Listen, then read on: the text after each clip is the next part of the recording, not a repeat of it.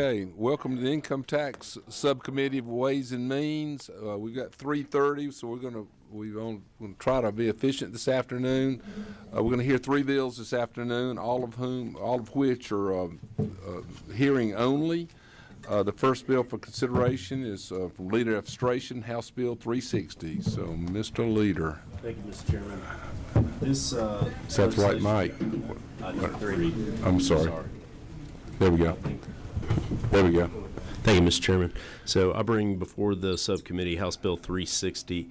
This bill deals in the historic tax credit area where we currently have those who have applied who are several years out as to when they'll be able to receive the credits.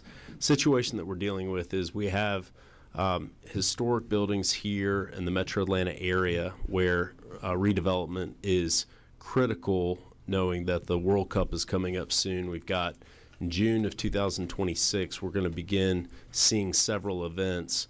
As it's been described to me, the more preliminary games will have the economic impact of a major sporting event in the sense of like a World Series game, like a really huge economic impact.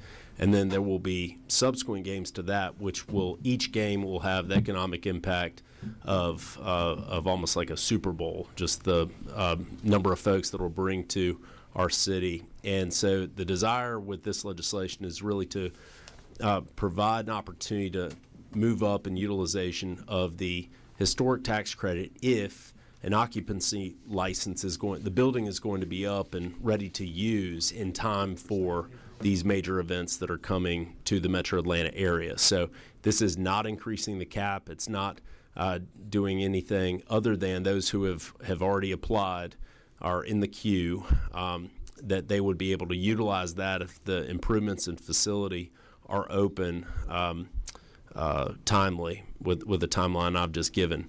So focus is really making sure this is very narrow in its application as I've just described. I want to thank the Department of Revenue who has been working with me to make sure the language reflects that. But just to explain the concept of what we're after here with the legislation, that's what we're focusing on, and I'm happy to answer any questions. Are there any questions from the committee members for the author? Is anybody from the public signed up to testify? No. Well, Mr. Leader, then it appears like you've drafted a bill that's self-explanatory, and you did a good job of going through it. And this was hearing the first hearing. We look forward to having the second hearing soon. Thank you. Thank you, yes, Mr. sir. Leader. The next item we have on our agenda today is going to be House Bill 425. Whip Burchett, I'd like to present the bill. And what mic number is that? 10. Okay. Please. Thank you, Mr. Chairman, committee members. For the record, give us the LC number too, please. The LC I have is 443034. Is that correct? That you have? It's House Bill 425, and the issue that I'm seeking to address is when we had the hurricane in South Georgia, we had several weeks without power, and the first thing that was apparent was that you can't buy gas if there's no power at the gas station, and you can't buy groceries if there's no grocery stores are open, and then the most calls I received was out of nursing care facilities that didn't have a place to charge oxygen or have any air conditioning. And what I've looked at is in Florida they have both a grant program and mandates for these industries, so they're prepared when there is a hurricane and when power is out for a significant amount of time. And so what I proposed is a tax credit. Now I'll tell you all here, I mean, I feel I'm out of my depths with this esteemed committee here because I haven't really proposed very many tax credits. But what I see this is a way to prepare for the next impending storm, so that when we do have a large storm like we had in Helene, we have the opportunity to have working gas stations, grocery stores, and nursing care facilities is not in this bill, but I'm asking that we add nursing care facilities to the bill. And what the bill does is this: it gives a dollar for dollar credit to install a switch and a generator at each one of these types of businesses. And so just from personal experience, I can tell you in Waycross, Ware County, there was a 40-mile stretch before you can find any power. And so you had to drive 40 miles to get gasoline or 40 miles to get groceries. And that is problematic, as you can see, for most of the folks that were affected by the storm. There was one gas station. One gas station had the forethought to put in both a generator and a backup generator and a switch. And there was 6 hours to sit there and wait in line. So it was really better to drive down to Jacksonville or Folkestone to go ahead and get some gas.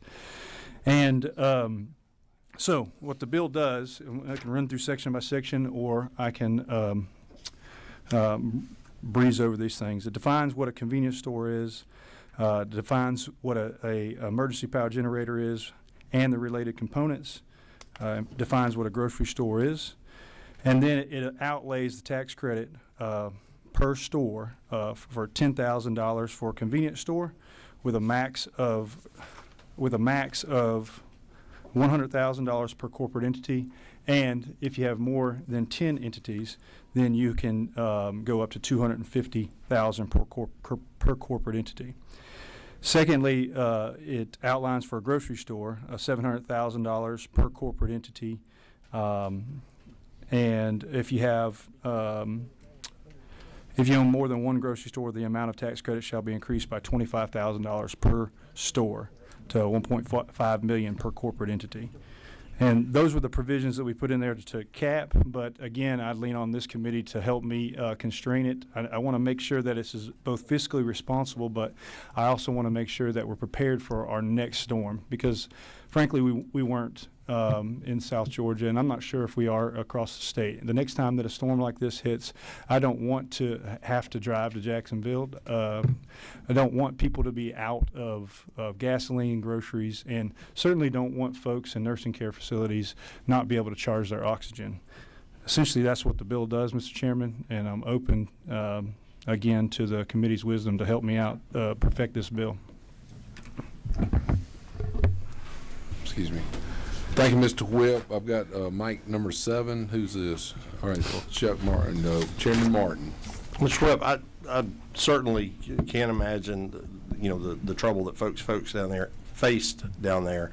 What gives me some pause about this is dollar for dollar tax credit is essentially the state taxpayer of Georgia buying these things for private business when some private businesses have bought their own. I'm familiar with a family member that works in the food service industry, and as part of building their stores, they buy these generators already. So while I'm sensitive to the urgencies of helping out, when it's a dollar for dollar tax credit, it's essentially the state taxpayer. You're taking money from somebody who bought their own through their taxes and buying a competitor's product for them. So I like the idea of helping people out of the ditch, if you will, but I would like to talk to you some more about how to maybe provide it in a less than dollar for dollar amount, or so it doesn't look like we're taking from one and giving to the other that may actually be a competitor. Does that make sense? I mean, there are some nursing facilities that have these, some that don't, but you're taking tax money from the nursing facilities that do to buy the ones from them. So I like your process, but I think we could work on it to be fair. Well, like I said, I'm certainly open to the committee's wisdom on helping perfect the bill. What I would say is, though, we're not getting folks out of the ditch. We are preparing for the next storm. And so the first thought to me was that we mandate, that these generators be installed. But I'm not a big fan of telling a business they have to install something. So I was looking for a carrot, and the carrot was the dollar for dollar credit. But again, I'm open to the the idea of perfecting the bill. Who's this? I'm sorry, Chairman Block. No, I was just going to say that we've had some deep and elongated discussions regarding this legislation with the author, and I think to Chairman Martin's point, I appreciate the flexibility of the whip on this, and we do have some ideas that we're pursuing to try to make sure we do what's best and also fair to the taxpayer. Yeah, I did dinner in last night. I was in the inn and showered and ready to go to sleep at 6, but my roommate came home and we spent about 3 hours talking about this bill. So I am definitely flexible because I know that this committee is going to do nothing but make the bill better. And I really think this is an important endeavor because I don't want to get put in a situation again where, so many of you came down and had to help. We literally had nowhere to go and get groceries, period. The grocery stores, they were shut down for at least, at minimum, 2 weeks. And so everything in there went foul in the grocery store and was thrown out. And I tell you what, in the midst of all that chaos, having to drive to Jacksonville or Folkestone from Waycross, and then folks in north of us in Douglas having to do the same thing,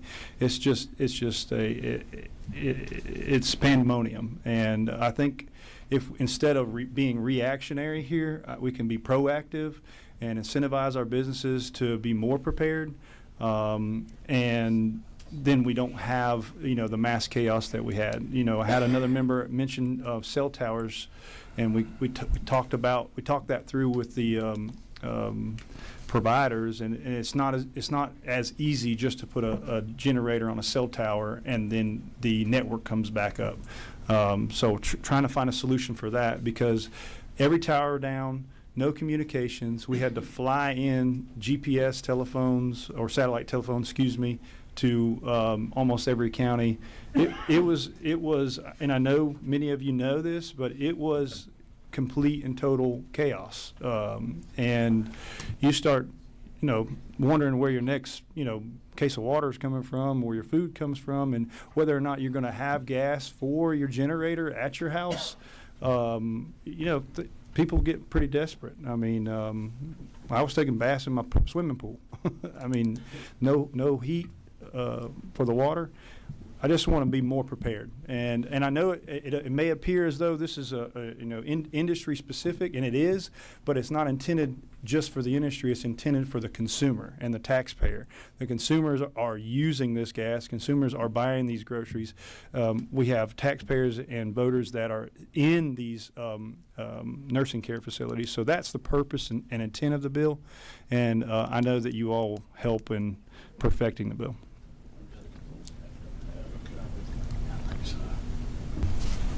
So, any other questions from members of the committee? All right. Do you say you do or do not? No, I'll just ask him when So- it passes final. Any other questions from members of the committee? I noticed there's not a cap on this program, right? No. And what I'm struggling to find is, how do we define what a catastrophe is? Is that defined in state code already, and is it pointing to that? Show me what you. Well, it says on line 15, the General Assembly finds and determines that Hurricane Helene has had a catastrophic impact on the citizens of Georgia. So we talk about a past catastrophe, but are we? Line 17 goes, the General Assembly further finds and declares that it is appropriate and advisable to ensure the state is better prepared for future weather events by incentivizing these. So, What's that?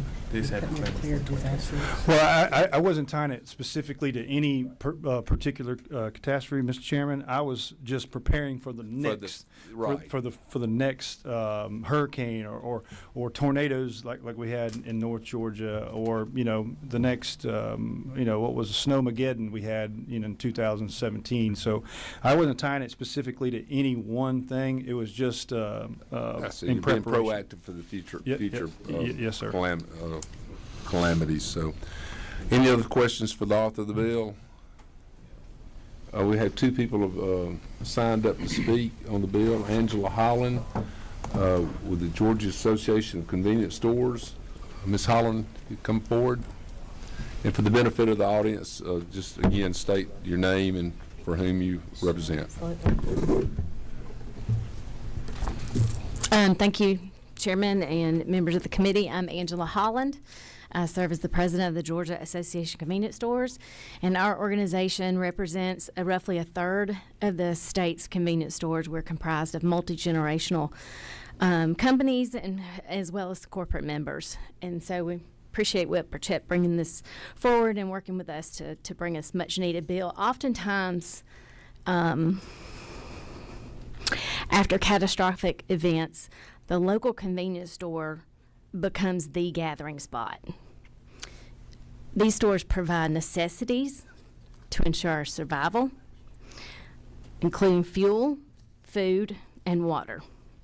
And in order for our first responders and our drone and chainsaw teams and infrastructure inspectors and the like to complete their area assessments, they need a place to refuel their equipment and their bodies. And as such, it's imperative that convenience stores remain open as long as possible and reopen as quickly as possible. Last year, the path of Hurricane Helene, I think, surprised us all. But it did allow us to assess the need for backup power to keep Georgians fueled up. Currently, there are not enough generator transfer switches or generators to deploy in the response of a disaster the size of Helene.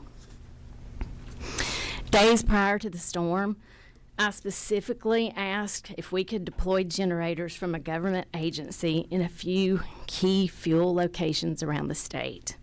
But there was consternation about using state resources for private businesses. And while I completely understand that, that same agency was the first call I received for help on a Friday night around 6 p.m. Following the storm. And so the next week, I worked with various legislators throughout the state to secure generators from private resources, and we struggled to find locations to deploy those due to the lack of transfer switches. In addition to a permanent or a mobile generator, a business also requires an electricity transfer switch and the appropriate fuel lines to operate the generator.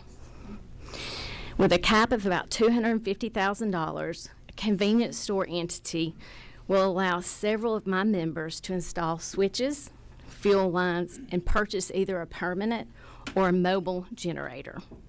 And while I understand not every location will take advantage of this opportunity, I hope that it will certainly encourage enough operators to eliminate the vacuums of areas without refueling locations during or after our next crisis.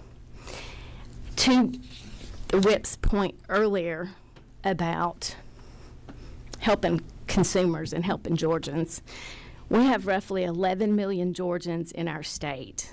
And the convenience stores in our state process 5 million transactions a day.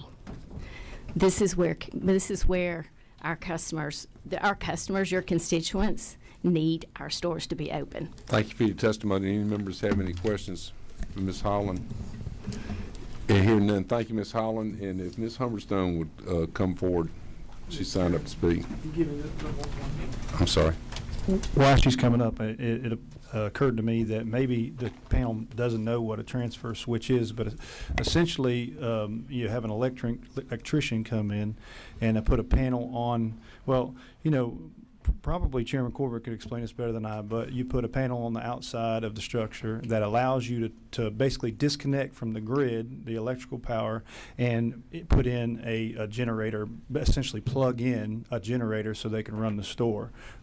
We had several scenarios where we were getting generators down from North Georgia, but we couldn't power a store because they didn't have that switch in place. So I wanted to give that to the committee for. I think that's a fair layman's explanation, as I understand it. Is that fair, Mr. Chairman Corbett? Absolutely. All right. I'm sorry, Ms. Humberstone. That's okay. Mr. Chairman, members of the committee, my name is Sheila Humberstone with Stonebridge Consulting, here today on behalf of the Georgia Healthcare Association, representing Georgia's nursing home industry. Our members are about 74% reliant on Medicaid claims, Medicaid recipients in our homes. And we would also feel like, because of the vulnerable position that our residents are in, that this bill would give us a significant ability to make sure that we're able to handle the unique needs of our populations during a storm. I don't think that every single person would by any means be in the financial position to purchase one of these, even with the tax credit, because it is quite expensive and our margins are quite low. So you still have to have the capital ability to invest on the front end and then wait the 10 years, because there, in the bill it says that you have a 10-year carryover. So there are not going to be a ton of people that can take advantage of this. Even some of our large members already have a priority list of the ones that would be the most capable and most in need of having a generator, transfer switch, et cetera. The other thing that I really like about what Pritchett did with this bill is acknowledge that there will be some people who purchase the full unit. There will be others who might invest like a chain in a mobile generator, or have a relationship with a vendor to have a mobile generator at the ready, but that many more of them could use the funding simply for the transfer switch or the underground storage tank, et cetera, to make sure that they are ready.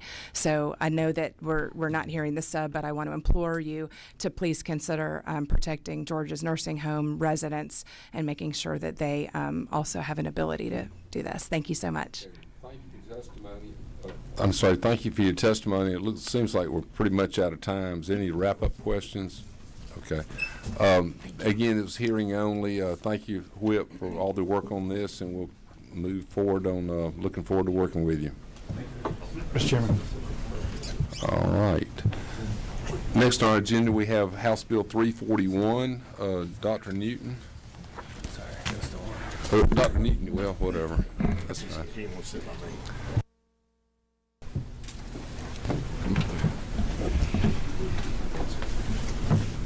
Again, this is hearing only, and if you would read the LC number for the benefit of the audience.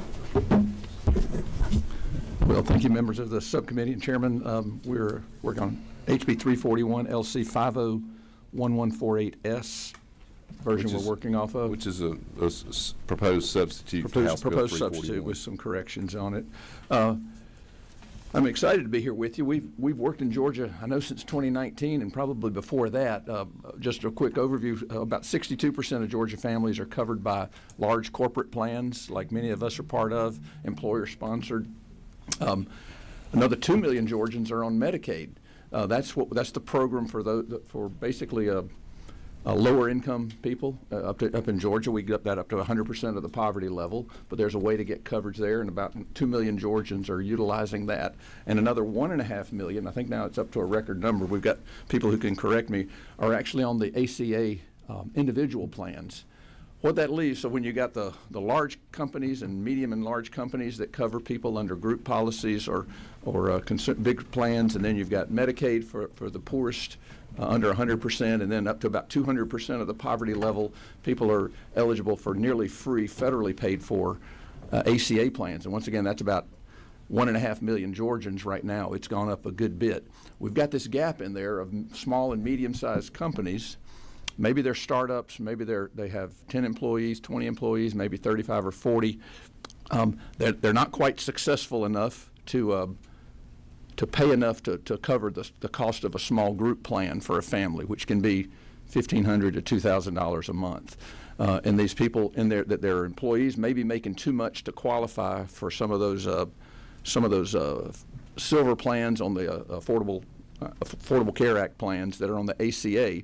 So you've got people who make too much in their family to afford an ACA plan. They don't qualify for Medicaid because they're outside that poverty line, but they don't work for a large enough company.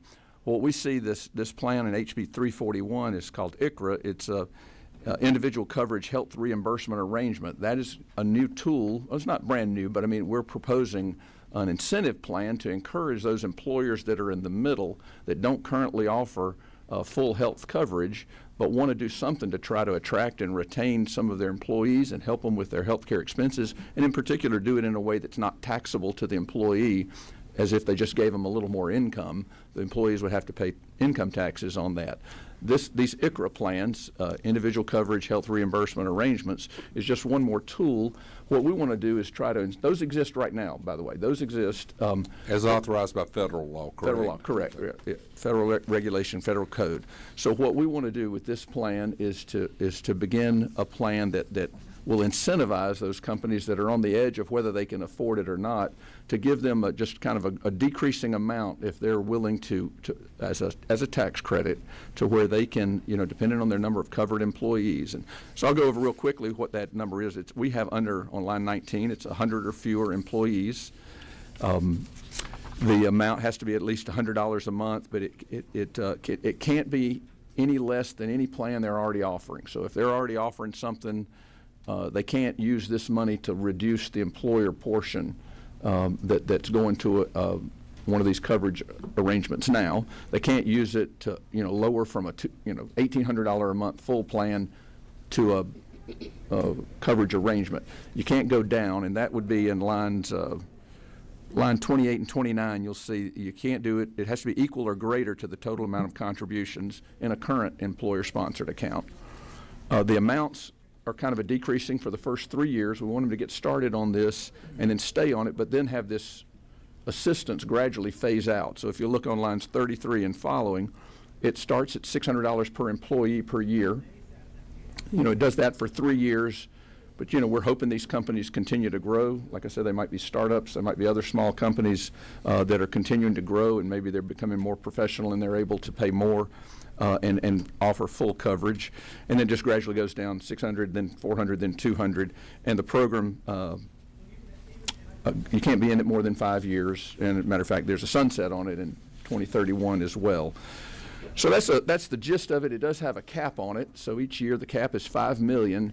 If that cap is reached, if there are enough employers that newly offer health coverage to their employees in Georgia, that could go up as much as $5 million if the cap is reached each year. So it would be, if it's reached and caps out each year, it would be a $5 million fiscal note, if you will, for the first year, then 10, 15, 20, 25, and then the program sunsets. That only is reached if new companies are joining each time. We do give priority to a company that's in this. Once you start one, we want the employer to continue it. And so we're going to give priority on the next year's renewal to a company that's already in this. So that's there's some guardrails on that, on depending on some of these companies don't have a lot of taxable income, because they are, as I said, they might be startups and they don't have an extremely profitable company, but you can carry some of it forward if you look on line 67 for 3 years. And then once again, there's a sunset on line 72 of 2031. So once again, we have some that know a lot more about the industry, the insurance industry and insurance in Georgia, that are here. We do have our commissioner of insurance here, along with some others that can speak to some of the details more. We have people who are well-versed, but that's the bill. And you do have a question, Chairman Martin. Thank you, Chairman Newton. A couple of questions about this. So essentially, the dollar-for-dollar tax credit, again, the state of Georgia would be paying the insurance premium for the employer. Correct? Well, they have to contribute at least $100 a month. The average I've seen is $500 a month per employee that's contributed.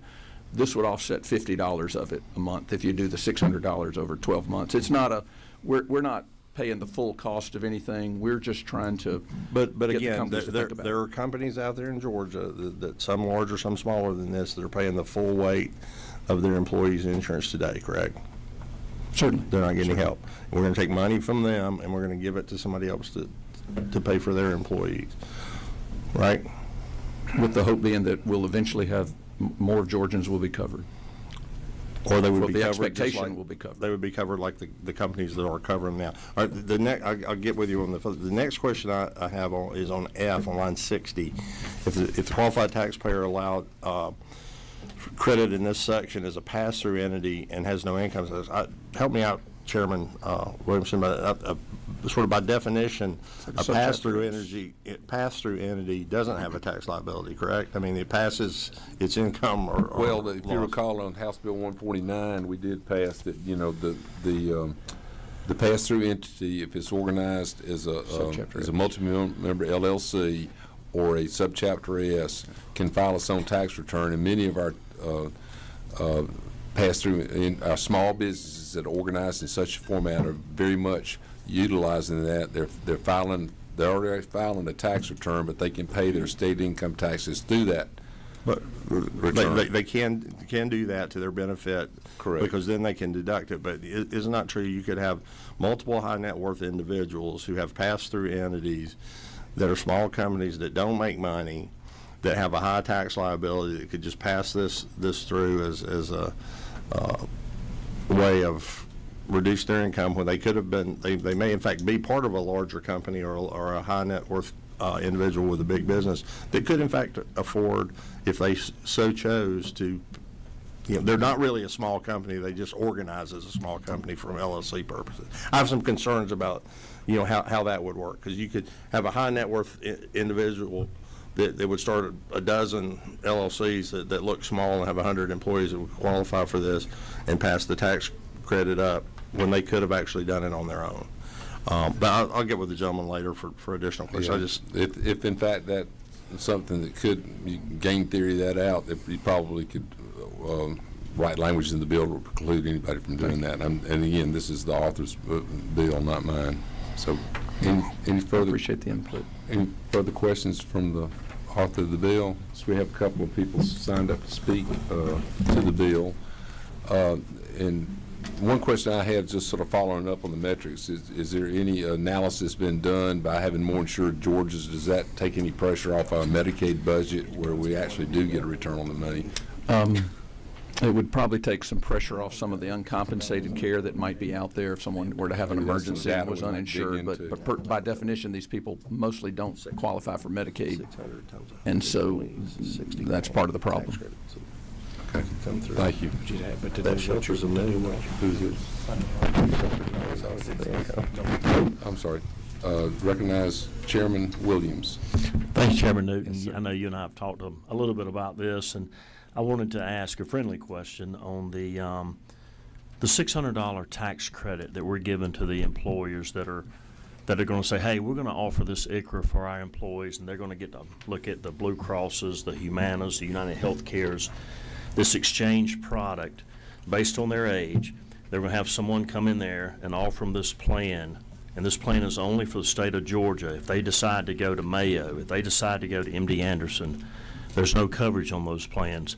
But what I'm asking about on this $600 tax credit, it just seems to me we're playing favorites with offering ICRAs, but then we have groups who have been doing the due diligence for their people for years. There might be a 5-man group.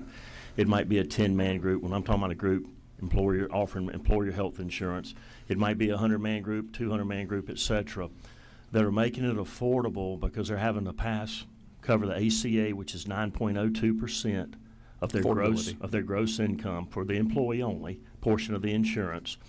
My question is, are we not picking favorites because we're giving these folks a $600 tax credit, but we're not going to take care of the people who have been offering their employees, you know, the insurance all these years? And that was just one thing that flew at me about it. I mean, you raise a good point, and certainly that's part of the line 28 that requires it to be equal to or greater the program than what they've been offering before. So we do want to do that. We're looking for ways to close this coverage and gap. I appreciate We've you bringing closed this. it significantly for Medicaid and under 100%. We've closed it significantly for 100 to 200. 400 and up are pretty well covered by large employers, but there's this gap of people to where the subsidy is either small or non-existent. They can't afford it, and they work sometimes for these smaller companies. I'm open to other ways to try to encourage these companies to offer coverage if they're on the verge of affording it.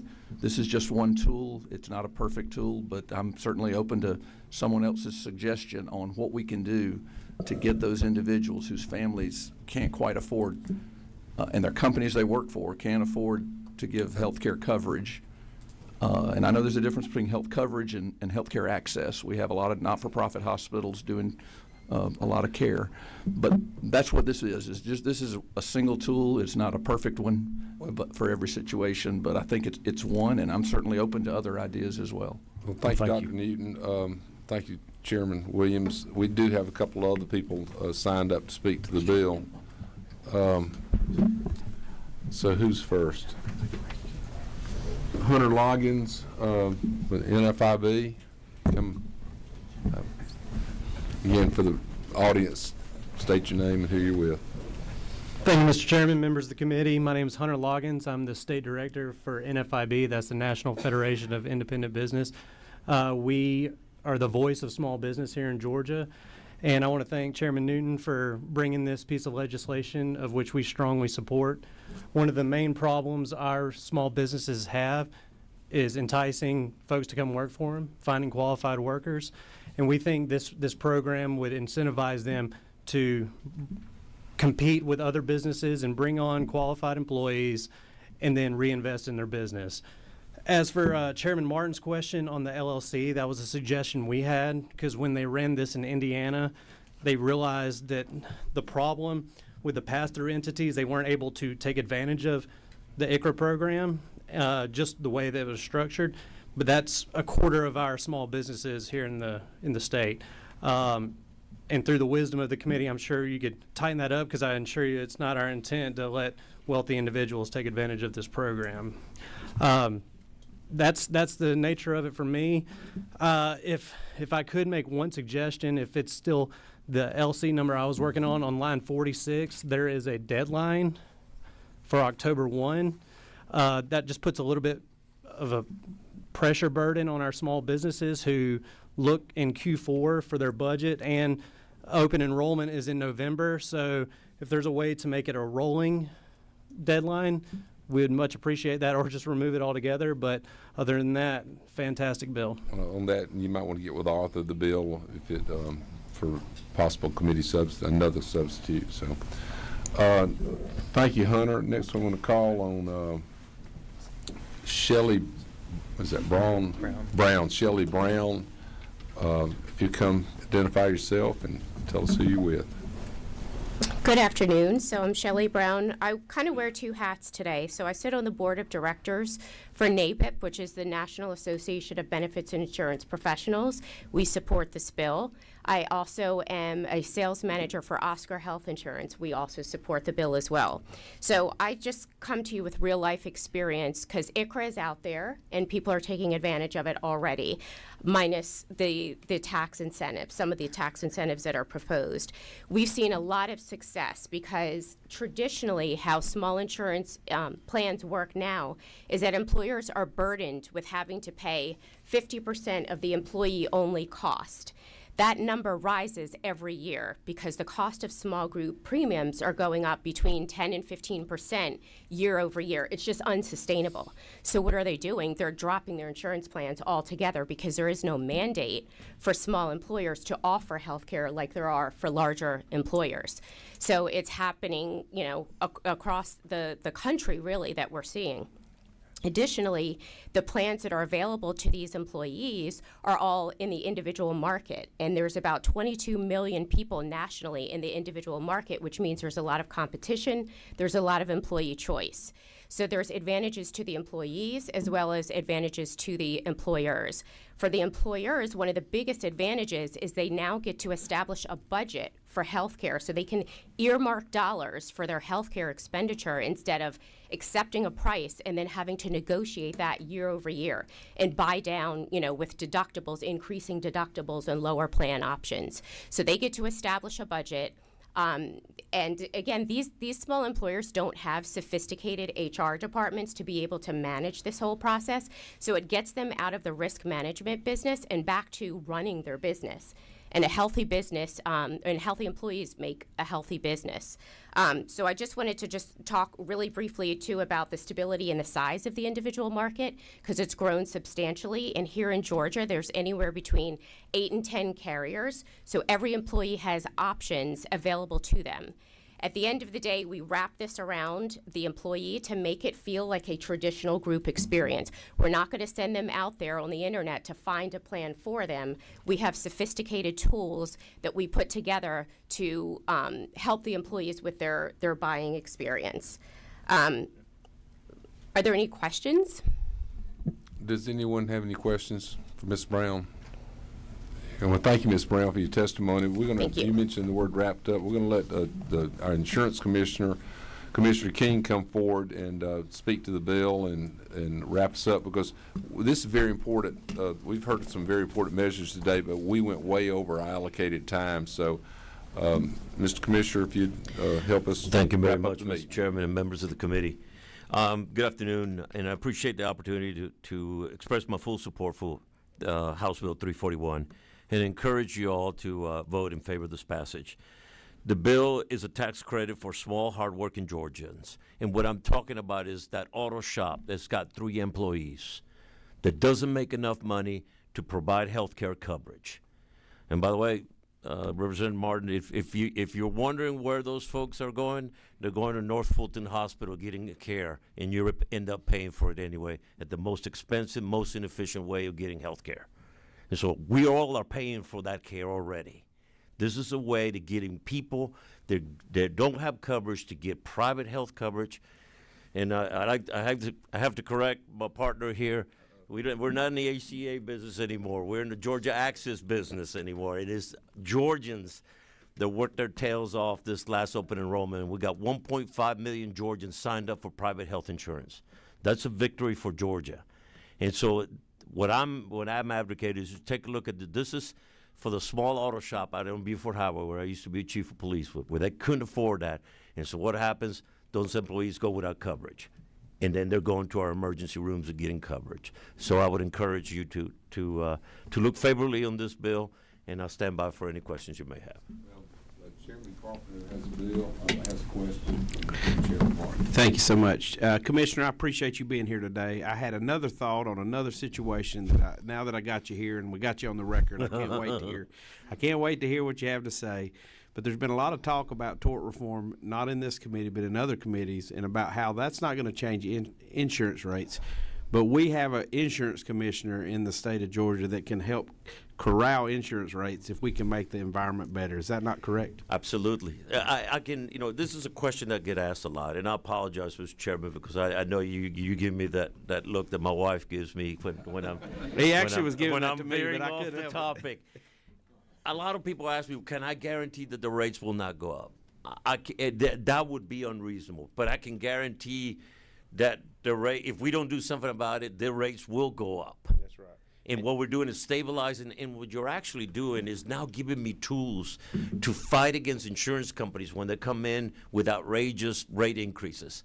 Now that once we dispose of this issue, of this big giant elephant that's crushing small convenience stores across Georgia because they can't find premise liability coverage, you're giving me the tools to go and push back against insurance companies to keep them from raising the rates at the rate that they are. Thank you. I'm Mr. Commissioner, and Chairman Martin. Yeah, thank you, Mr. Chairman. I'll be brief. Commissioner, I've lived in North Fulton all my life. In 63 years, I've lived across Northside Hospital for 32 years. I know where people go to get health care, and with due respect, what I'm talking about here today is $600. We decide to take it from this gentleman and give it to this lady to do hers, but he's already paying for his employees. It's real easy to sit here and spend other people's money, and that's what we're talking about here today. So yeah, I'd like, in a fairy tale world where we could just print money like those guys do in Washington and insure everybody, but you know what? There's another guy running a garage over there that's been insuring his, and we're taking his money and we're giving it to his competitor to do it.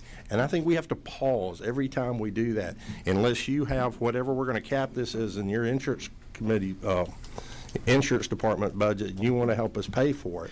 Because I'm tired of something starting at $600, and when it starts like that, there's going to be, hey, we need to do just a little more, and we need a little more next year. And it's time that we look at, it's not my money. It's not the commissioner, our chairman's money or our banking chairman's money. It's not our money. It's not your money. And I know you know that. You're a conservative I individual. just want to tell you, you're paying for it already. Okay. All You're, right, you're we're gonna- absolutely paying for it I'm not, already. I'm not disagreeing with the commissioner or the chairman, but we've run out of time. And this was a hearing only, but thanks so much, and I'm going to call the Income Tax Subcommittee to a close. Thank you. What committee's next? Avalorem's up next.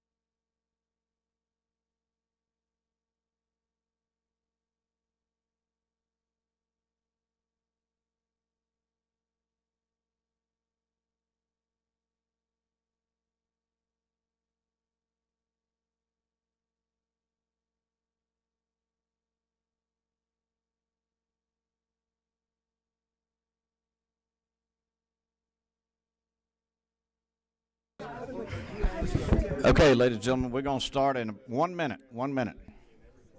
This is ad valorem subcommittee.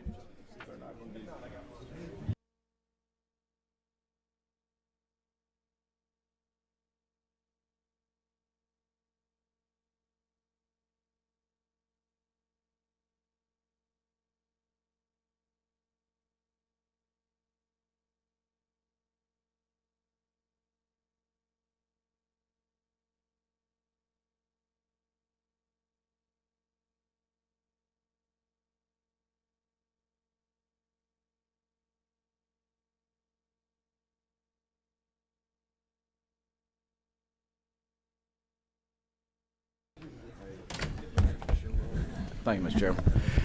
All right, ladies and gentlemen, this is the ad valorem subcommittee on Ways and Means. And first off, I know the agenda may be different, but we have moved House Bill 66 is going to the sales tax subcommittee, which may be coming up next.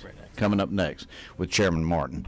So we'll start out with, we can go. Chairman Martin agreed earlier when the chairman was here. We may just stick to that same agreement. We may go with Chairman Stevens and Chairman Kemp. If y'all could talk about HB 463, and whichever one wants to go first is good. I think he's saying ladies first, huh? And I'm so honored to present this with Chairman Stevens because he's a great person to work with all the way around. Thank you so much, Mr. Chairman. This is an interesting bill. We're working on LC 501150S, and this bill creates an interesting way for seniors to receive some additional help via homestead on their property taxes by working, volunteering in various organizations in the city government, county government, or school, and it's kind of prorated at $10 per hour. The maximum they can receive would be $500. So that would mean they worked 50 hours in a given year in these capacities. And this would turn around, they can apply and receive up to $500 off their property taxes. This is already instituted in Colorado, Texas, Maine, Massachusetts, and closer to home in South Carolina. And it has worked successfully in all of those states. And I will turn it over to Chairman Stevens. Always number one. Thank you, Mr. Chairman. You know, to this, you might have seen this bill and remember we did this last year. It got hung up in the Senate. This is for those senior citizens who we need their expertise, whether it's in the school systems or firefighters or. But as they grow older and their income becomes flat at times, it's not the income that most of these seniors need because they may be getting some sort of revenue for their retirement. And so additional revenue means taxable. So as a mechanism to allow these folks to keep these very talented professionals in the system and basically given back, if you will, as a retirement, 65 or older, capped at $500. You can keep these folks active, keep their brains active, and keep them working, and not cost them on their income taxes. So it's voluntary. Either county, city, or school board can do it, and I believe it will bring some interest and keep these folks active and in the community. Very good. Two very good explanations. I didn't state also this is the first hearing on this bill as the next bill that'll be coming up also. But very good. Now, does anybody on the committee have a question for either chairperson? Or is anybody signed up to speak on this? Nobody signed up to speak. Thank you all very much. I know Chairman Shaw appreciated it. He had an important meeting he had to run to, but we'll look forward to the second meeting on this, and hopefully he'll be there at that, and then we can vote on it at that time. Thank you all. Okay, now, Chairman Martin, we're ready for you on HB 445. Yes, sir. Chairman Smith, this bill left the House last year. It was passed by the committee, and I believe it was passed by the House over the Senate and got lost over in the Senate. What this seeks to do, there's a couple sections in here, but I'll tell you what it seeks to do and then what each section is doing. There exists an appeal process where we all go to a board of equalization. If you've ever taken your home, you'll see 3 members of the community out there. That situation exists except for special cases where you would appeal directly to a hearing officer. And there are certain cases for that, and those are outlined in code today. They're in there in lines 43 through 58. What we're seeking to do is add for tangible personal property in excess of aggregate excess of value of over $200,000. It gives the taxpayer the option, not the requirement, to take this to a hearing officer rather than Board of Equalization. This typically is for a business that has some complex personal property, maybe a manufacturing process. And what we've seen in the past is when you go to the BOE with 3 citizens, I mean, they're there and doing the work of the county and so forth, but they don't know about the equipment. They don't know about the depreciation. So typically whatever comes out of that is going to get appealed either by the county or the taxpayer, and it finds its way in Superior Court, and it clogs our Superior Court. So what this does is give the taxpayer the option to go to a hearing officer that has more knowledge about the process, and we would hope would fix it or take care of it in a hearing and keep us out of Superior Court. So it would get a taxpayer an answer that they felt better about. May not always get the answer they want, but they'd feel better about it. The county would feel better about having a professional hearing officer do it, and try to keep Superior Court clear. Now, the sections of the bill, you'll see a couple things. In line 17 through I think 38, really, what this is a cleaned up notice, because when you send your property out for appeal, it tells you the things you can do where you can appeal it. So we're adding in 31 through 33, that's where we add this new information. Above that is cleanup language. This bill is exactly as it passed committee before, but I'm just explaining again. That's cleanup language that council put in to make the hearing notice just generally more readable. Even if we weren't adding anything new to it, above lines 29. And then there's a third section in working with ACCG and Mr. Handel. They were concerned that with the new requirement to go to a hearing officer at the taxpayer's convenience, that they might not have enough hearing officers. So we're giving them another opportunity to expand their pool of hearing officers. I don't know if Mr. Handels, I know he's shaking his head, yes. We're giving them another pool of qualified folks that they can use as hearing officers. And we've worked with them. Again, this is just exactly as has passed the committee before, but the idea is to lower the volume of things going to Superior Court, give the taxpayer a faster answer, and to clean up the notice for all taxpayers. All righty. Thank you, Mr. Chairman. Any questions by members of the committee? Do we have anyone in the audience that would like to speak to this? You do have. Okay. Chairman Newton. Chairman. Oh, just, there's nothing in this that if they go to this place, they still can appeal to Superior Court. Is that right? Or did they give up that right if they go to this hearing officer? No, that's the place they could go. They could go after that as well. This is Okay. the first option. Just let them skip the This community takes nothing. members. This takes nothing away from them, and in fact, they can still go to the BOE if they like. It doesn't require them to go there. It's not. I don't Gives think them it's an more option. expensive. I'm going to ask Mr. Handel with the chair's indulgence. I don't think one has to have a lawyer to go to the hearing officer. You can take this to the hearing officer as an individual business person. So this no added requirement for them. That's correct. And I'm going to put words in, but I believe you are neutral on the bill with the thing. Yes, sir. Anything else? Thank you, Mr. Chairman. All right, this was first hearing, so we'll have a second hearing and take action then. If there's nothing else, the Ad Valorem Subcommittee is adjourned. You ask questions of yourself.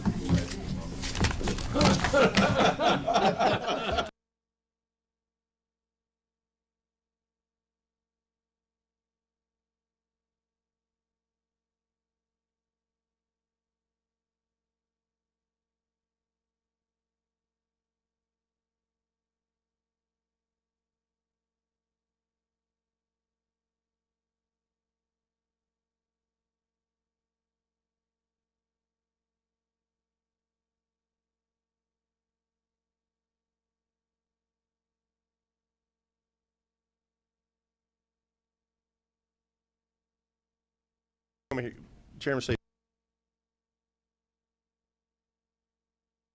is Representative Horner here? Yes, sir.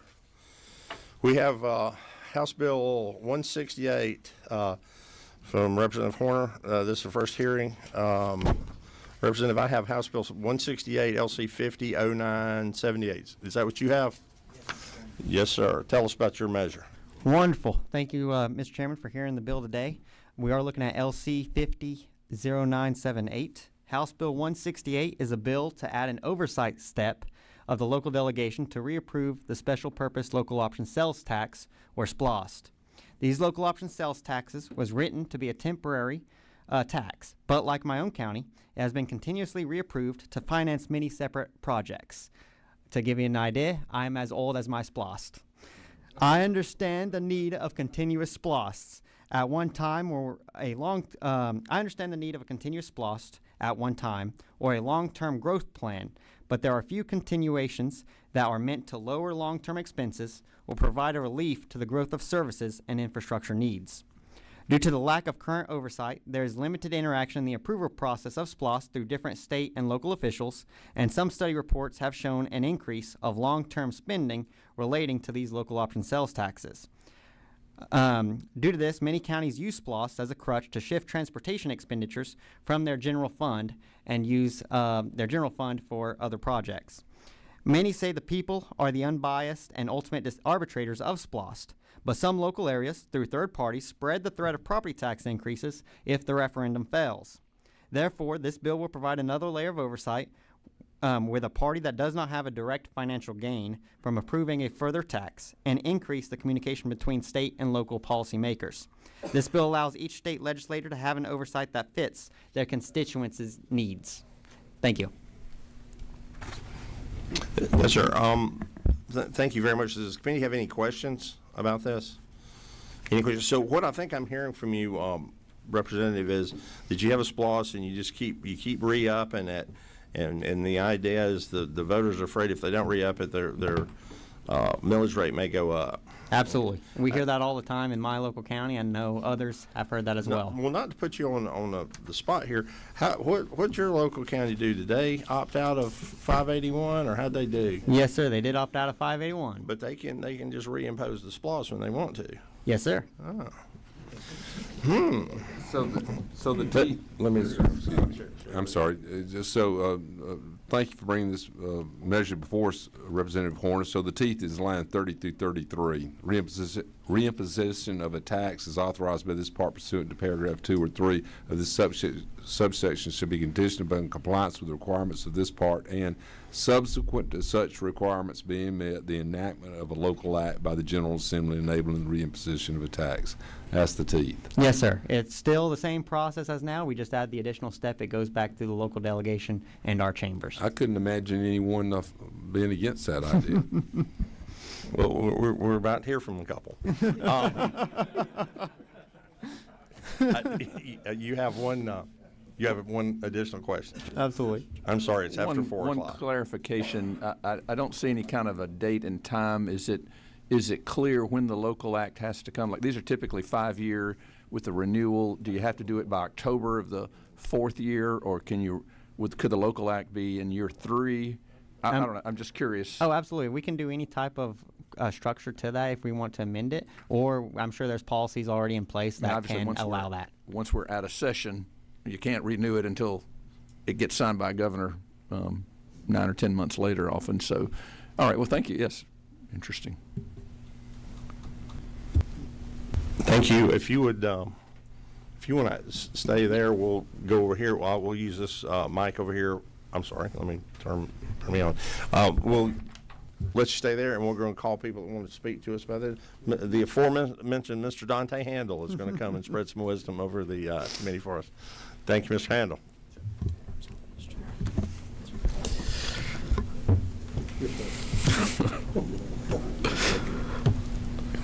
Thank you, Chairman, members of the committee. Dante Handel with ACCG. ACCG is opposed to this legislation. I would say some of the concerns we have, it removes the local option in the special purpose local option sales tax. So the General Assembly is giving the counties the ability to call that referendum without it needing to come back to the General Assembly. So it certainly takes that right away from them. Also, I would add that the voters do have the final say and oversight for any sort of splost referendum. That project list is posted and shared with the voters, and if they don't want that sales tax, they have the right to vote against it. Be glad to take any questions from the committee. Well, Ms. Handel, first of all, you're wonderful to work with on this and other matters, but I'm going to do a little word play with you, because it says, does it not, local option? Yes, sir. Not local options. I mean, do you see where I think the gentleman's coming from? Let me just ask you this, and I appreciate your point. If you're representing the counties, the folks who get the money, they want to do that. I would, and I'm going to ask the same when we get back to the gentleman. But, perhaps there's something like the original 5-year period, and you get an extension for 3 because some of the projects may not be through, and then you have to come back so that you don't get one that's as old as Representative Warner over here. But I think, as we talk about this, it'd be something for you guys to think about, that you get 5 plus something.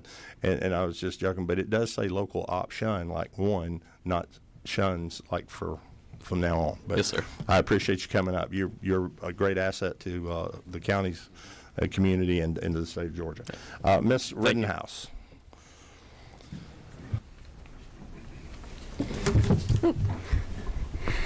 Good afternoon, Chairman, members of the committee. My name is Leona Rittenhouse. I'm with GMA. And to reiterate the same points that ACCG just mentioned, we are also opposed to this bill, unfortunately. And to Chairman Newton's point earlier, that 9 to 10 month gap, especially between the passage of local acts and getting the governor to sign it, that is also a concern of ours. And that if you have that kind of a gap between a local act, especially when it comes to the SPLOST, you may lose that funding option. And so you may have to stop those projects. So these projects, as ACCG just mentioned, they've already been approved. So if you have a gap in that funding, you're not going to be able to continue these projects. So we are concerned about having that gap in funding. Fair point. Would you take a question from the chair? Yes. So from my old days, remembering how these go, am I still right in a SPLOST requires a finite list of projects? Yes. Do you put that on the ballot, and then if you need to move from those projects, you can do so, but you have to advertise that and do that in a duly called meeting and so forth, I believe. Yes. I may be with my notifications off a little bit. So let me ask you this. So if you had 5 years, and the 5 years was running out at a fiscal year or calendar year. So if you had 5 years and it was going to run out in December 2026, and we're here, when would you put that? When would a city normally put their next project list on the ballot and go to the voters? I would have to go back and check on that, but we can certainly I mean, give you that information. is it normally like it would be a year ahead? Yeah, in theory, you would want to be able to have time. But for it's that. not like in the middle. It's not like. I mean, I'm not trying to put you on the point, but it's like toward like with a year left. Not like you wouldn't do the second list of projects in the first of 5 years. Again, I would have to go back and Okay. just double check, but we can certainly let you know. Okay. Well, I think you make a good point, and again, I would suggest that there's a way we can handle that. Probably listening to you and Mr. Handel to not pull the rug out from under the projects, but I think the gentleman has just from my opinion, you have a good point about, again, using your example of having a SPLOST. It's kind of not a local option anymore. It's a permanent penny that people look on. So we'll get back to you. Any other questions for Ms. Rittenhouse? Yes, sir. You have one. Yes, sir. Yes, sir. Now, typically, you can't have if you've got a SPLOST, you've got projects you've started, and the SPLOST is going to end at the end of 2026. You can't really have a project that depends on funding to 2028 that is on a SPLOST that ends in 2026. You can add extra phases when you present SPLOST 2 or SPLOST 22 or whatever, but you can't be in a position, you shouldn't be in a position where you still owe money and the SPLOST ends in December because the voters didn't renew it. I don't think there's a risk of you have an obligation to spend money and the voters don't renew it and you're somehow in default, right? I mean, your SPLOST can only go through the money ending. Okay, thank you. So this begs an interesting discussion. So are you saying that right now that municipalities are doing a 5-year SPLOST with the full expectation of it renewing because they're doing projects they really know are going to take more than 5 years? I would have to double check on that, but we can certainly. But it seemed like that was your rationale for saying, hey, don't stop the train because we have bills coming in.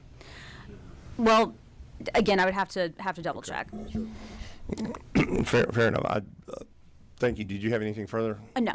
Okay. Thank you very much.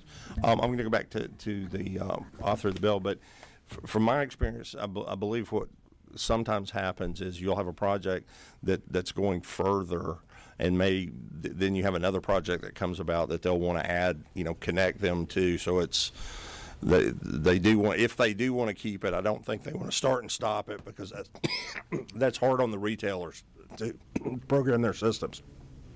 But that I'm going to go back to the author of the bill. Representative, we want to close this out here, and then this is your first hearing. I suspect there'll be some conversations here we can have before we have you back. Absolutely, and that's why we wanted to craft a bill like this, is because each delegation can talk with their locals on seeing what those projects are, how it fits their local plans.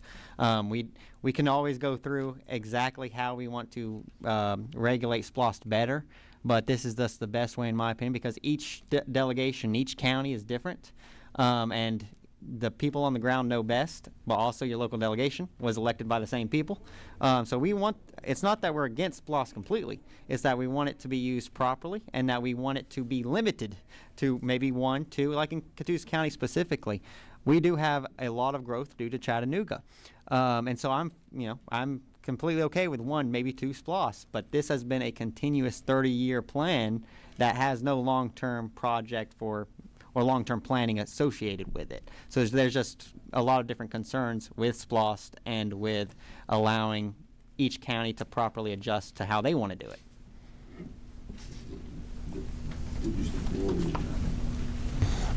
I have a question for you over here from Chairman Stevens. Would you take that? Chairman? From that same line of thinking, that's exactly the reason, isn't it true, that we don't allow M&O to be part of this, because that is a continual process. And we've had folks to come before us continuously asking to put M&O so that we can lower the taxes, if you will. But that has a sense of permanency to it. So to your point, there should be some sort of finite and then go back to the folks again. You're exactly right, Chairman. And like I'm all for sales tax over property taxes. This isn't what it's about. It's about these tools were not designed to be permanent. If we want a permanent sales tax to offset property taxes, we have certain tools in legislation now, and we can create further tools of legislation. The problem is this was meant for it to be a temporary tax, and it was meant to take temporary pressure off local counties, but it's now become a crutch to them to be able to push their general fund onto these special projects. Thanks. Number 7. Thank you, Mr. Chairman. Just in my, I guess my experience, we typically will do a 5-year agreement with a 6-year added on as with an IGA. But we never expect to have, in terms of my experience, again, never expect to have the SPLOST renewed. We plan for 5 years or 6 years. We plan basically very simple projects that the, you know, that the population can understand. We keep them simple, broad, but focused. And we have to create credibility amongst the local government to renew that SPLOST. So we never go into a SPLOST with the understanding that it'll be renewed. We have to make sure that we have credibility throughout the whole IGA with the understanding that it might be renewed. So that's just a point. Isn't that true? Do you have anything else for us, Representative? I want to thank y'all for your time and thank you for the hearing. Yeah, yes, sir. I would just like to, spread a thought of maybe giving the 5 years and giving them, the ability to go for a shorter one of 3 years if they need to do some. And again, I throw that out. Representative Cannon doesn't think that's necessary. One thing, one also has to remember is, again, if they're planning ahead, if they're going to put it on the ballot, if it runs out in December 26, they're going to put it in the ballot in November 26. They could come to the House in the 25 session or the 26 session and get it put on the ballot. That's how it was done in the first place. Thank you very much, and we'll have you back. Thank you. We will move now to 66 or 429. Let's do 429. House Bill 429. Representative Wilkerson, yes, sir.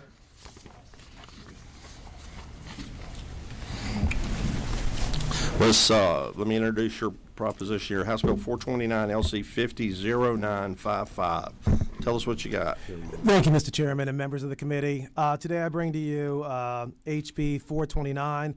This is a result of a call I received over the summer from a constituent who wanted to know why they continue to pay an annual tax on their car. They've had it since 2010, and they know a lot of people that have brand new cars that do not pay the same tax. And so, to give you some historical perspective, back in 2012, we passed HB 386, which eliminated the birthday tax at that time, and we transitioned to the TAVT. The tax is pretty similar that you pay at the purchase time. So back then you paid the sales tax of about 6-7%, depending upon the county, and the TAVT is about the same.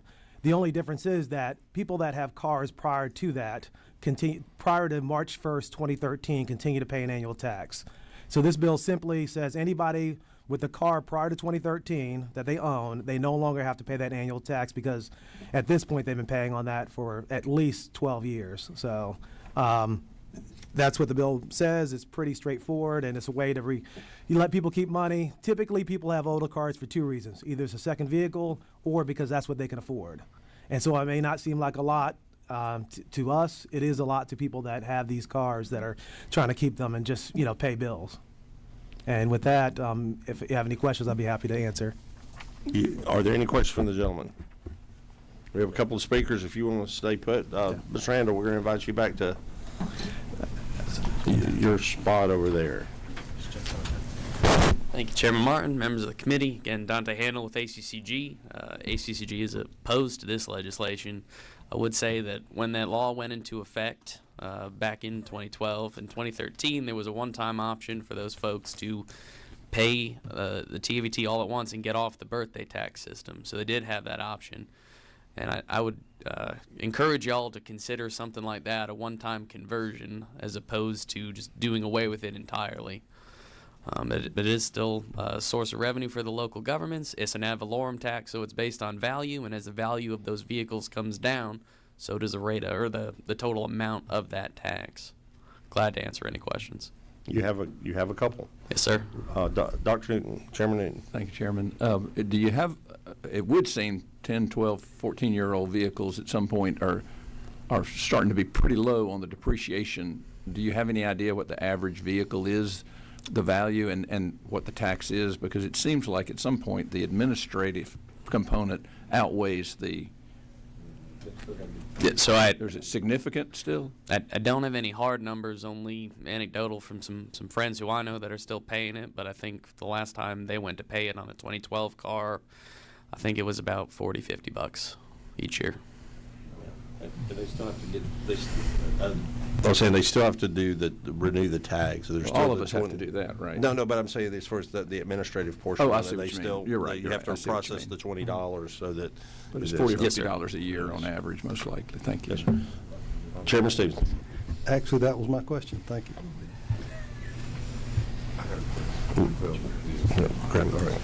So, thank you, Dante. As the chairman already noted, you are a pleasure to work with, even though sometimes we agree to disagree. But you're very informative and well versed in the subject matter every time. But I guess my question is back to the author of the bill. Do we have any handle on what the fiscal note on this would be? There would be no impact to the state. My understanding, and Well, Oscar could that's probably true. lean into that, is if you take every county overall, it might be about 50 million max throughout the state. So for many people, this would be a $75 cut would be the largest tax cut they're going to see this year, because you're talking about someone that may be 70, 80 years old that used the car to go to the grocery store, and because they did not have an accountant to tell them to opt out back in 2012, they actually have paid 12 more years more than they should have at that point. So, as I recall, as Dante reminded us, there was that opt-out, but I mean, you could choose, but you would have had to pay the full approximately 7% at that time. You actually pay the 7% when you purchase the vehicle. Well, So- no, well, no, I'm talking about you paid. No, I'm talking about the opt-in. You own the vehicle already, for which you had paid sales tax, by the way. But you had that one-time option to opt in the TAVT, and it was approximately there wasn't any discount for opting in. You would have had to pay the then approximately 7% TAVT to opt into the TAVT system. That is, I thought Isn't we that had a right? reduced rate at that time. The opt-in was not a full 7%. Well, it was. Say it's 6%. Because I know transfer between family members, I thought was like 0.5% or so. It was pretty low. Do you have those numbers? Well, let's go back to Dante. You stated that in 2013, anyone that already owned a vehicle prior to the TAVT plan going in had a one-time opportunity to opt into the system by paying. By paying the TAVT all at once would be switching them from the annual ad valorem to the title ad valorem. So Correct. one-time payment instead of the birthday At tax. Approximately what was the percentage charged then? Between 6 and 7%. Something between 6 and On a 7, whatever month. that rate was And- at the time. And to the author's point, going back then, this car was much newer and it was a much higher amount of money that was punitive to somebody that just flat didn't have the money because they hadn't. When you go to buy a car, you knew prior to that, you knew what the sales tax was. It was calculated in your decision to purchase the car. So I do have a lot of sympathy for people that are driving older cars that didn't flat have another 6 or 7% of a then much more valuable vehicle to enjoy the benefit of never having a birthday tax again. So, Mr. Chairman, can I read an article from 2012? We'll get you right back to Yeah, that. I want to answer his question. Yeah, let's just make sure that you good. You finished? All right. Did you have any? Oh, we called you up for questions, right? Right. Okay. Then the gentleman needs to read the article. Yeah, it's just a piece, actually. It talks about the opt-in. Cliff notes. Yeah, it talks about the opt-in. It says to convert to the new system for free, the owner must prove the taxes, sales, and property already exceed the amount the owner would have paid through the TAVT. If the amount of taxes paid less than the TAVT owed, then the owner can pay the difference and convert. So basically, if I was in Cobb County, the tax is at 6%. If I was in Fulton, I might have paid 7 or 8. TAVT at that time, I think, was like 6.25. So you would have had not to pay anything. You would have just opted in. So basically, if people did not know to opt in, because I know a lot of counties aren't going to send you a notice to say that, so there would be no difference at that time. okay, well then that answers my question. Thank you. Now I'm against you, Bill. Are there further questions? Were you finished, Mr. Handel? Yes, sir. Are there further questions for the author? Further questions? This was a hearing for you, Representative, so we'll have you back. I see no further questions. So no other speakers, correct? No other speakers. Thank you very much. Thank you, Mr. Chairman, members. Chairman Stevens, you want to present to us number 66 from your seat? What, number 1? Yes, sir. Number 1? Always number 1. Yep. LC 501146S. Mr. Chairman, this is concur. I'm sorry? I concur, yes. Okay. We currently have a situation with TAVT where some of the vehicles that are heavily modified for rent in industry such as the film industry don't qualify for TAVT. And what we're looking to do very simply is to move them into the motor coach division that they would still pay the full TAVT but have the opportunity at the time they register the vehicle for the title, which has a VIN number, but like I say, heavily modified so they don't fit the typical TAVT. They would pay half of this up front whenever they apply for the title and have up to a year to pay for the rest of the TAVT, just as motor coach vehicles do. And that's all the bill does. Are there questions for the gentleman? Questions? No questions. I'll come back again. Mr. Haley, Tim Haley. Over here. No, I'll turn you on wherever you are. I'll come in right here. Yes, sir. Thank you, Mr. Chairman, members of the committee. My name's Tim Haley, and I represent BI Production Works out of Madison, Georgia. We've got about 120 Georgians working there, and we're looking in the next couple of years to hopefully double. So it's growing like crazy, but we are coming here today asking for some help. And we produce custom specialty trailers for the trucks for the movie industry. And so that's camera trucks, stake beds, things that are used on productions throughout our state and throughout the nation. And the genesis of this bill is that we have gone in a matter of 7 years from one Sprinter rental van to a fleet of over 1,400 vehicles, and about 540 of them are trucks. And at a cost of over $100,000 each on these vehicles, you can imagine what the tax is right up front on these. So these vehicles, without making a dime of revenue yet, we're having to pay full value of the TAVT up front, and it's an incredible burden on our operation, and we could grow and expand a little quicker if we get a little bit of help. So that's the gist of it, and I sure do want to thank Representative Stevens for introducing this bill, and I want to thank Chairman Shaw for his input that he's given us as we move forward. I'll be glad to answer any questions. Thank you. Dr. Newton, Chairman Newton. Thank you for that. You're talking mainly about the ones that are in Section B in line 21. Are these, you said specially modified? Is the modification more than 100,000 or 50 or half the value of the vehicle? So we buy chassis, and they're about 100,000. When we put anywhere from 50 to 70,000 in them, so we get wheels and a cab, and then we build what you might see as a box truck. We call them shorty 40s, or the stake beds that would carry equipment, or camera trucks, things like that. So we take a bare chassis and turn it into an operational vehicle for the movie industry. You still pay the full amount in Section B. You just pay 50% and then 50% over the next 12 and realistically, that allows us to make some money off the vehicle. That helps pay the TAVT as we go along. Do you know of any other industries that would utilize this same, that also make specialty refrigerator trucks or something else? Through this process, we have researched throughout the state for other industries that are similar to ours, and we've not come up with any. So I don't know of any at this time. Thank you. Chairman Blackman.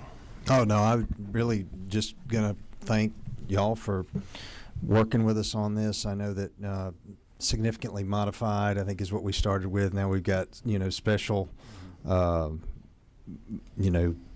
modification or something along those lines, special modified rental vehicles. So I know this is a work in process, and just appreciate that y'all are willing to work with us to try to find a solution that doesn't have any unintended consequences. Sure. And we'll continue to work on improving this as time goes along too. So we greatly appreciate your time. Yes, sir. Thank you. Representative Buckner.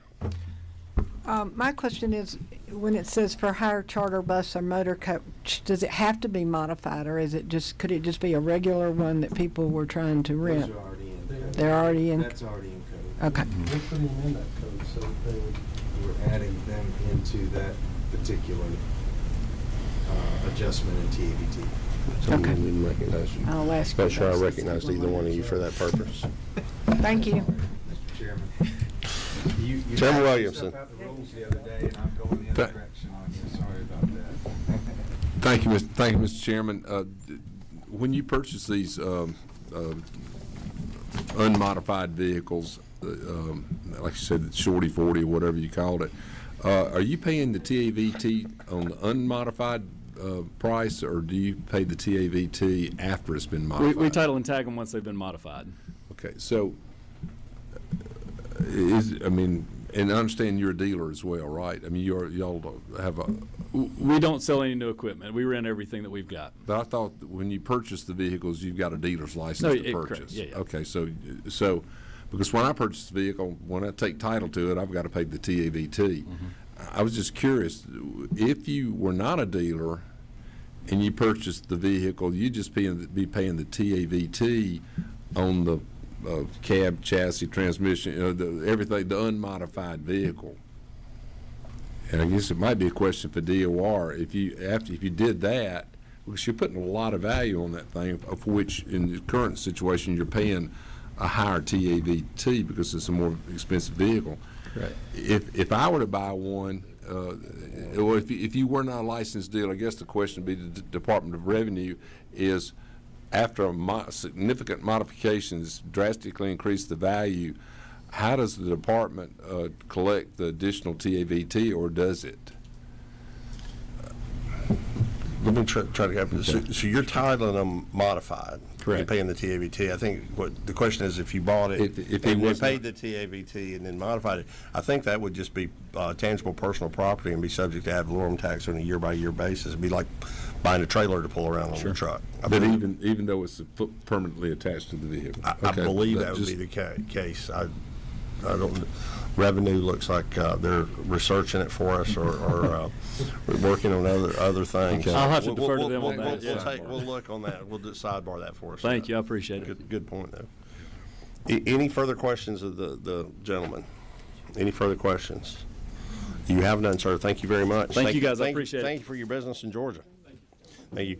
We have nothing further on this. This is House Bill 66. Is there any other questions for the author? He's in a hurry. He's in a hurry. There's no further business before this. We'll, without objection, adjourn the Sales Tax Subcommittee. Do we have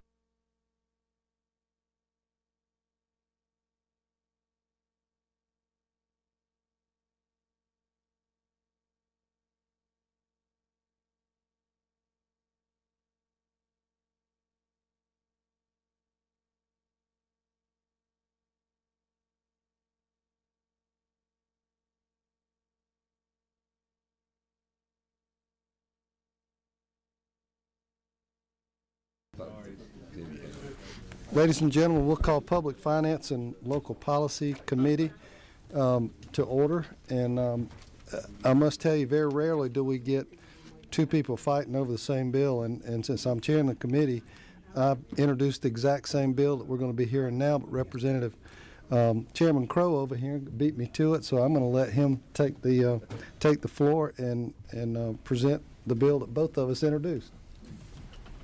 All right. House Bill 492. Thank you, Mr. Chairman. This is House Bill 492, LC 501112. It's the same one I got on the screen here. Just making sure you didn't sneak something in on me. It's what it does is it makes an adjustment. What's commonly referred to as the hotel motel tax or excise lodging excise tax. There is an exemption in there that you'll see on lines 28 and 29, which says that charges made for continuous use of any rooms, lodgings, or accommodations after the first 30 days of continuous occupancy are exempt from that. There are some municipalities and local governments that causes a severe strain on. One specifically is the city of Hapeville. You should have, hopefully, or if not, we will get you a copy. It's coming around now. Just a little bit of a sample showing what's happened with that. There's some folks in Hapeville that do long-term contracts for some of these rooms that they use for their company, And you can see that when they started doing those in 2022, the increase in non-taxable revenue went up by 20, 30, 40, 400%, 600%. That's a big number. They went from $626,000 a year to $8.5 million, or almost $8.6 million a year in non-taxable revenue. So this is just looking to remove that exemption, a loophole that seems to have been created. And we have some representatives here from the city of Hapeville. Their city attorney, Andy Welch, who my predecessor, good to have him back here. And they can speak to it more well than I can. They can give you a lot more detail than I can on the impacts of it. Let's see, former Representative Welch, why don't you take that microphone there? So that's two. Thank you, Mr. Chairman. My name is Andy Welch. I am a city attorney for the city of Hapeville, and I want to thank Ron Stevens, Chairman Stevens, for introducing the legislation. I think it was 474. And Chairman Crow, thank you for also introducing the legislation. I think you just doubled down on the emphasis of the bill. Thank you very much for that. Chairman Shaw, thank you for the opportunity to have this hearing. I appreciate all of the members of the committee. I am here on behalf of the city of Hapeville as their city attorney. We have, and with me, I have our mayor of the city of Hapeville, Alan Hallman, and our city manager, Tim Young. They will speak to the impact, and they will also speak to the citizens, and they will also of this particular loophole, and they will also speak to the financials that Chairman Crow has already pointed to. The short of this is that it is a tax loophole, and we are asking that you close it because it has a significant detrimental impact on cities that are in close proximity to the airport, where significant numbers of rooms are contractually blocked out, and that's what's happening. So the corporation blocks out a large number of the rooms, and because of the 30-day rule, they block them out for the course of more than 30 days, typically a year or multiple years, and they avoid the tax. What does that mean? That means that the citizens of that particular city, in this case Hapeville, have to shoulder the burden of the infrastructure. And remember, these are 20-story hotels, 15 and 20-story hotels. We have to purchase a fire truck with a ladder at $2.5 million, and we need 2 of them. The pumper trucks are $1 million. The impact of all these people coming into the city on the roads is an impact that we have to shoulder. We have lost tourism money as a result of that we otherwise be using to promote the downtown. And if these rooms were not contractually blocked out, we would be getting the revenue. So once they have that contract, then we've lost the revenue. With that being said, Mr. Chairman, we would ask for your support for the bill, for the subcommittee support for the bill. I will turn over to the mayor, let him speak on behalf of the city, and the city manager to go over those numbers with you and give you a much more precise. Andy, why don't you sit there, and Mr. Mayor, why don't you take that mic? Thank you. Good afternoon, Mr. Chairman and committee. It's an honor to be before you today. Thank you very much for your time. As Andy just alluded to, we see this as a loophole. Our citizens have been burdened lately with the dramatic increases in property value that have come down from Fulton County assessments. Unfortunately, due to this issue we're talking to you about today and other issues, including the continued increase in cost for our public safety operation, we just had to levy a $2 million tax increase on our citizens. The amount of money that we're talking about here that we're losing on this is equal to pretty close to $1.5 million of taxes. So it is certainly a situation that I don't believe the original bill anticipated this type of block out for these rooms. And we are just looking to you for any relief that you might be able to give us in this to kind of, as Andy said, close the loophole on this matter. Question. Yes, sir. Thank you. And it's Mayor, correct? Yes, sir. So just to get my head around this must be a very large hotel. This Hilton Hotel, how many rooms is in this? $1,155. Thank you, Tim. So, and former Representative Welch, it is great to see you. Good to see you.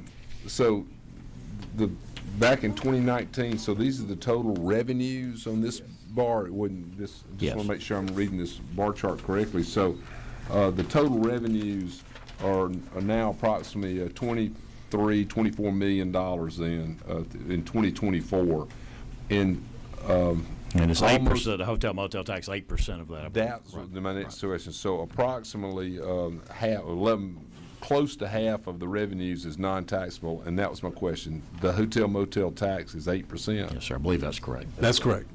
8%. That is a significant amount of money. It Yeah, is. so otherwise we would have been 8% on 20 million, and now they've blocked the rooms out. So. I understand. No, thank you. Chairman Stevens, Yes, sir. and I apologize, I stepped out to see No, you're fine. Representative Wilkerson a moment. So I missed the part of half the hotel is more than 30-day stays. I missed the Yeah, so we have a I buried the headline there while I was out. So I mean, we have a corporation that is blocking out about half the hotel, and the other, turn the page. Okay, so let me ask you that. Is this the same person staying in there?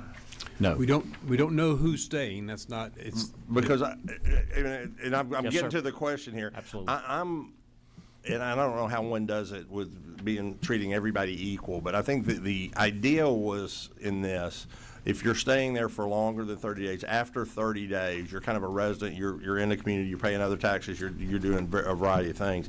But the assumption I think was it was the same, individual that said it was the Martin family or Correct. the Williamson family or so forth.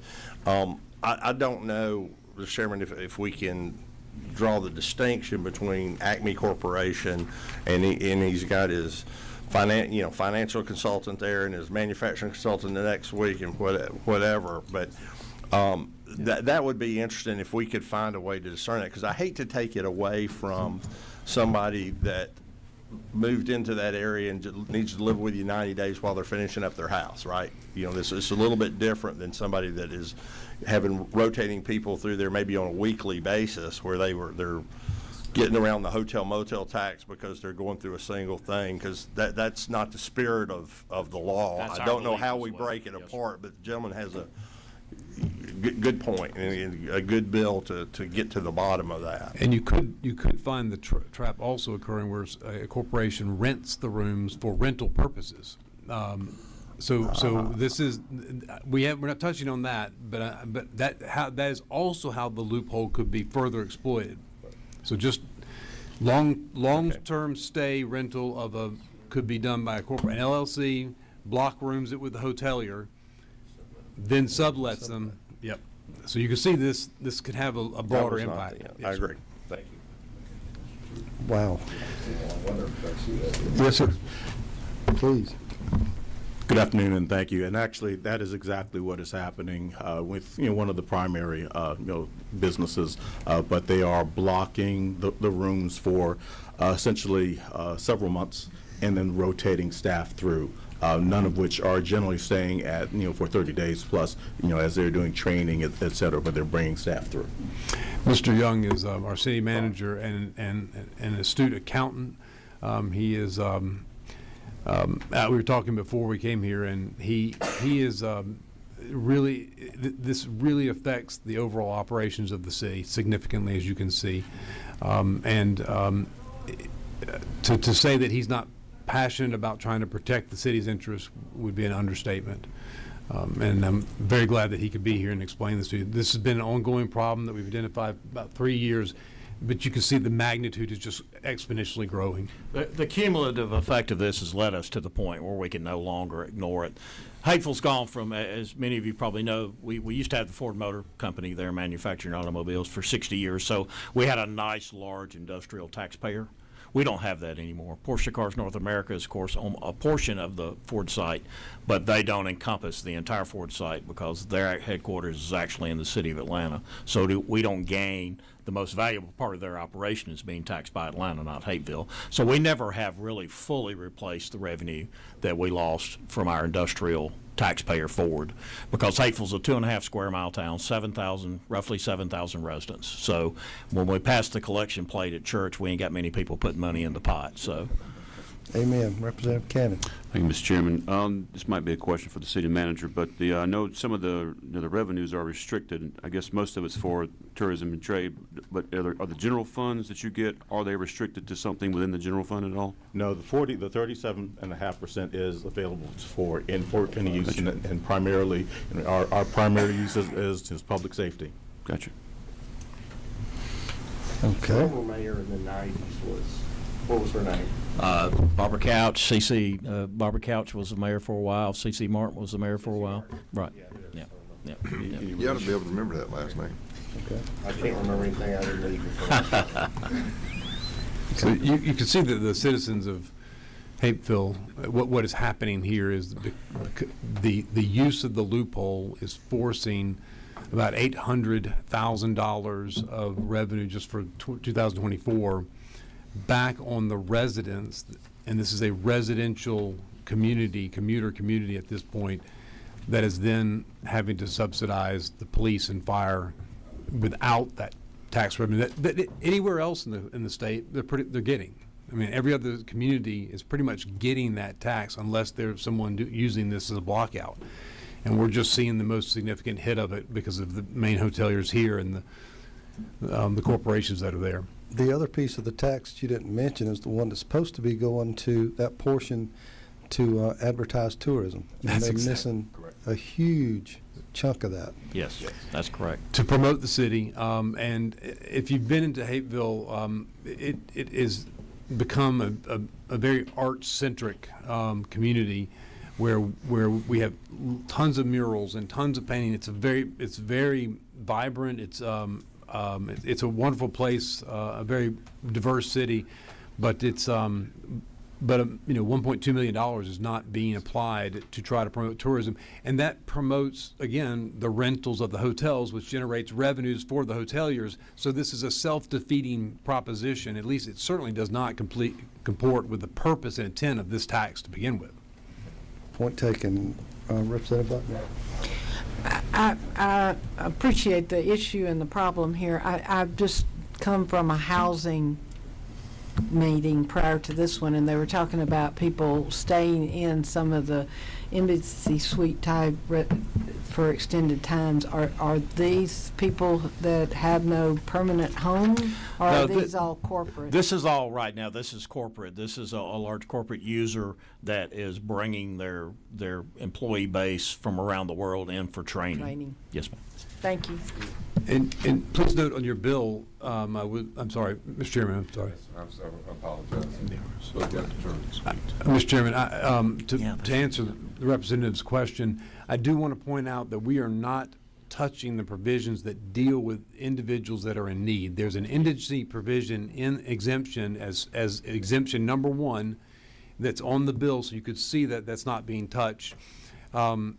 That section deals with indigencies, fire hazards, but there's an affidavit that's sworn out that's stated. So this exemption would not affect those people in need. So that would remain in place. This is really dealing with a corporation that's using the loophole for their own financial gain, and the burden is then shifted back to the taxpayers of that community. And Ms. Buckner, I do need to clarify. We do have some extended stay facilities that people that are in long-term. However, the particular issue that we're having is not driven from that. It's driven from this corporate use. I just wanted to clarify. Thank you. Y'all stay where Lenore, come up and grab a mic. Aren't you next? Didn't you have something to say? You're fine. Mr. Chairman, continue to sit there. Thank you, sir.